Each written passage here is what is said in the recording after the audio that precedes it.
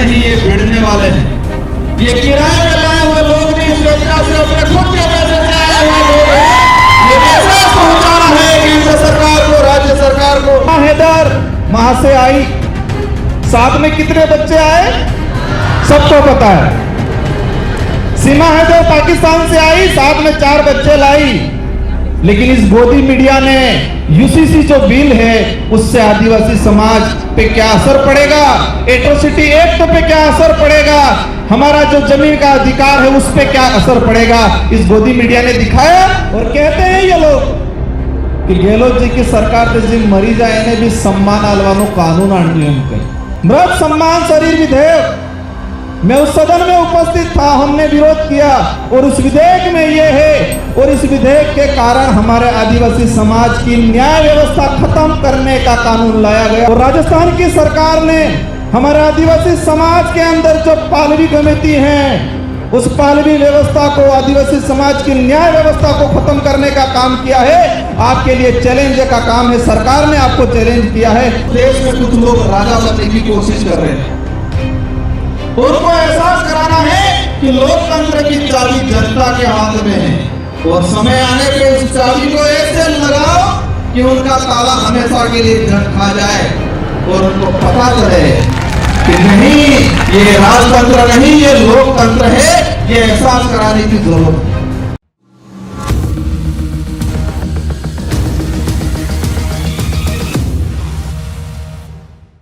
इन्हीं सांस्कृतिक कल्चर को जो है दिया गया है। आगे राजकुमार जी रौत, विधायक 84 से। सबको जय जोहार। इन बालिकाओं को थाना अधिकारी महोदय बुमडे जी की तरफ से 1000 रुपए प्रदान किए गए हैं। जोरदार तालियों से सर। सबसे पहले तो इस भारत देश के मूल मालिक आप सभी को विश्व आदिवासी दिवस की हार्दिक शुभकामनाएं, अभिनंदन।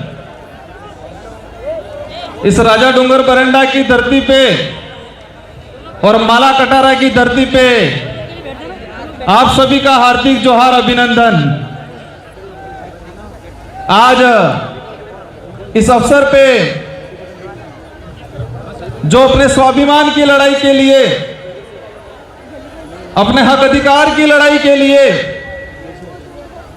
अपने आने वाली पीढ़ी की सुरक्षा के लिए इस माला कटारा की धरती पे जो विराजमान हैं, इन सभी भाइयों और बहनों को मेरी ओर से खूब खूब आभार और अभिनंदन।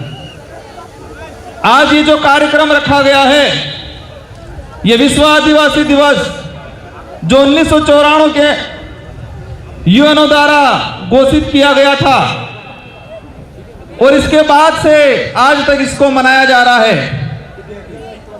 कई बार छोटे छोटे स्तर पे मनाया गया और डूंगरपुर जिले में बिल प्रदेश के क्षेत्र में ये आदिवासी परिवार की जो विचारधारा आई और इस विचारधारा के बाद पूरा आदिवासी समुदाय को जो अधिकारी बना हुआ था, कर्मचारी था, गरीब था, आम था, उसको भी विश्व आदिवासी दिवस को बारे में जानकारी मिली और पूरे जिले के अंदर, पूरे बिल प्रदेश के अंदर ये विश्व आदिवासी दिवस मनाया जा रहा है।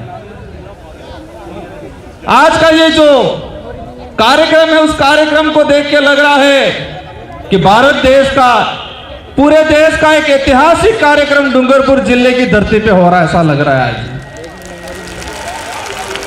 यहां से केंद्र सरकार हो, राज्य सरकार हो, उन तक मैसेज पहुंचा रहे हैं कि ये भीड़ नहीं, ये भिड़ने वाले हैं।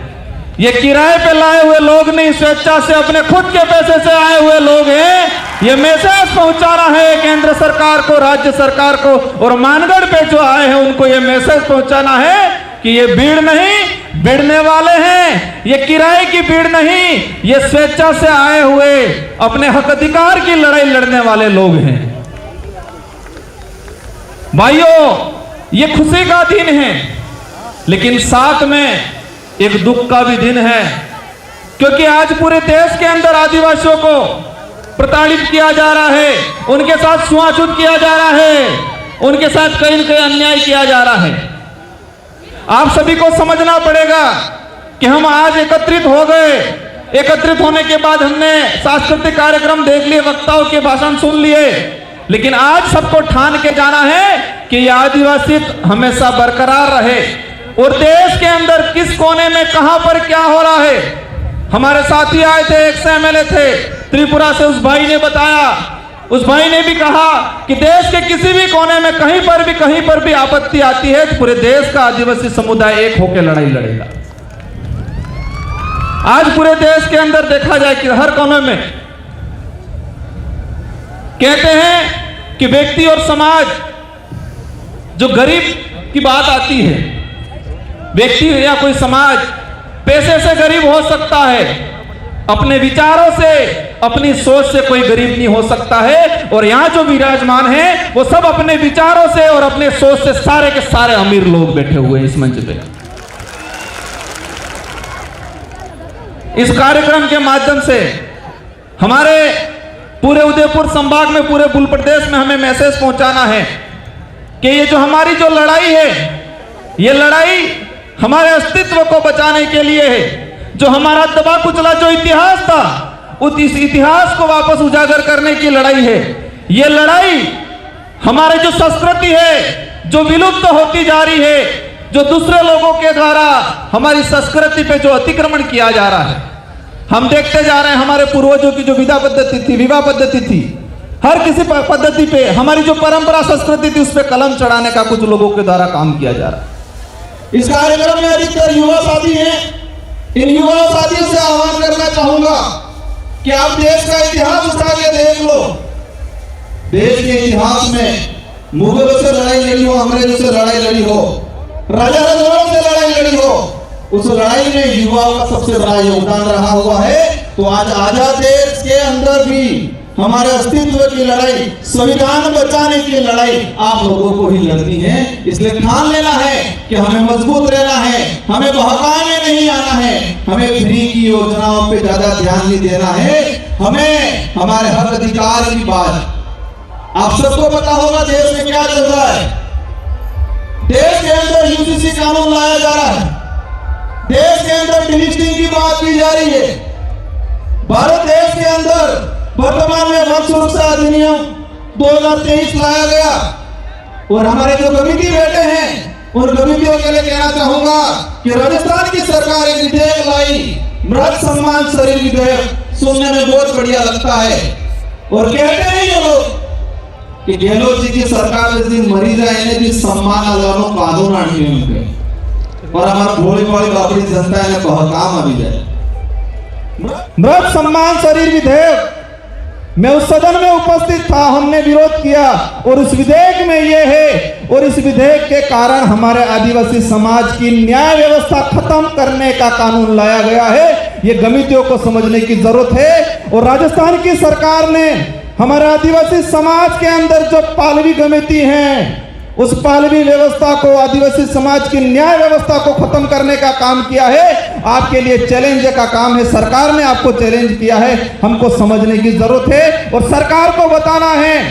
क्या कोई भी विधेयक आता है जनहित के लिए प्रचारित करना चाहिए, जनता से राय मांगनी चाहिए। आदिवासी समाज में ऐसे कई बड़े कांड होते हैं जहां एसपी और कलेक्टर की नहीं चलती, वह हमारे पालों के गमितियों की चलती है। लेकिन इसका पूरे इलाके का इतिहास निकाल के देख लो, किसी भी हादसे में जो पुलिस से नहीं सुलझता वो हमारे पालों की गमितियों से, हमारे पालों के मुखियाओं से, हमारे आदिवासी समाज की न्याय व्यवस्था से वो कादिरा सुलझता है। लेकिन राजस्थान की गहलोत सरकार ने मृत सम्मान शरीर विधेयक पारित करके हमारी आदिवासी समाज की न्याय व्यवस्था को खत्म किया है। साथियों, कार्यक्रम बहुत सारे हैं, आप सभी से अनुरोध करना चाहूंगा कि शांतिपूर्वक तरीके से बैठना है। बहुत सारे कल्चर कार्यक्रम हैं, असम से हमारी टीम आई हुई है, कई वक्ता और बोलना बाकी है। लेकिन ये जो आज आप जो सुन के जा रहे हो, उस बात को अपने गांठ बांध के रख लेना है, दिलो दिमाग में बिठा के रख लेना है और समय आने पे एहसास कराना है कि आदिवासी समाज पे आप अन्याय करते जाओगे और चुनाव के वक्त आप हमको लॉलीपॉप दे दोगे और हम बिखरने वाले, हम उस लाभ लालच में आने वाले लोग नहीं हैं। ये गांठ बांध के जाना, ये गुस्सा बरकरार रखना है। और ये गुस्सा, हमारा देश लोकतांत्रिक देश है, इस लोकतांत्रिक देश में जनता का राज हुआ करता है। लेकिन इस लोकतांत्रिक देश में, लोकतांत्रिक जो देश है, उस देश में कुछ लोग राजा बनने की कोशिश कर रहे हैं। उनको एहसास कराना है कि लोकतंत्र की चाबी जनता के हाथ में है और समय आने पे उस चाबी को ऐसे लगाओ कि उनका ताला हमेशा के लिए जंग खा जाए और उनको पता चले कि नहीं, ये राजतंत्र नहीं, ये लोकतंत्र है। ये एहसास कराने की जरूरत है। भाइयों तथा बहनों, ये उनका वर्ड है। क्या है? भाइयों तथा बहनों, हमारे देश की जनता को के बेवकूफ बना दिया गया और टीवी पे गोदी मीडिया दिखा देती है कि सीमा हैदर वहां से आई, साथ में कितने बच्चे आए सबको पता है। सीमा हैदर पाकिस्तान से आई, साथ में 4 बच्चे लाई। लेकिन इस गोदी मीडिया ने यूसीसी जो बिल है उससे आदिवासी समाज पे क्या असर पड़ेगा, एट्रोसिटी एक्ट पे क्या असर पड़ेगा, हमारा जो जमीन का अधिकार है उस पे क्या असर पड़ेगा, इस गोदी मीडिया ने दिखाया। ये गोदी मीडिया ये दिखाती है कि किसी का कुत्ता बीमार हो गया, उस कुत्ते को ये डॉक्टर इलाज कर रहा है, ये दिखाती है।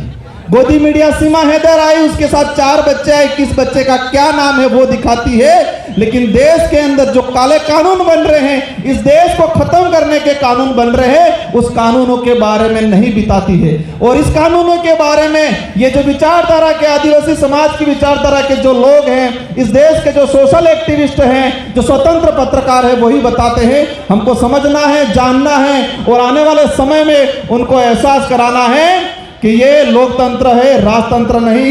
अंत में एक बात और कहना चाहूंगा, समय हो गया है, संचालक महोदय का इशारा आ गया है।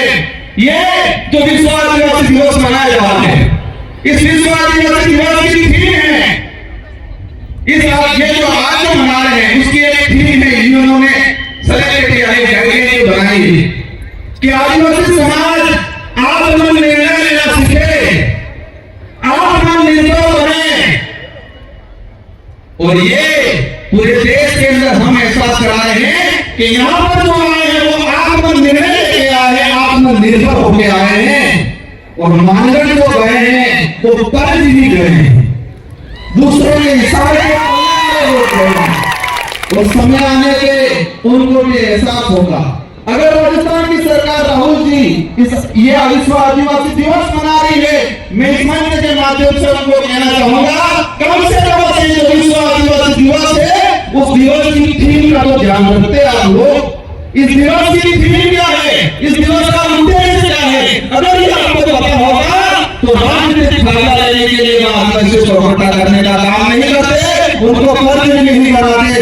इन्हीं शब्दों के साथ आप सबको जय जोहार, जय आदिवासी, जय हिंद। बहुत बहुत धन्यवाद।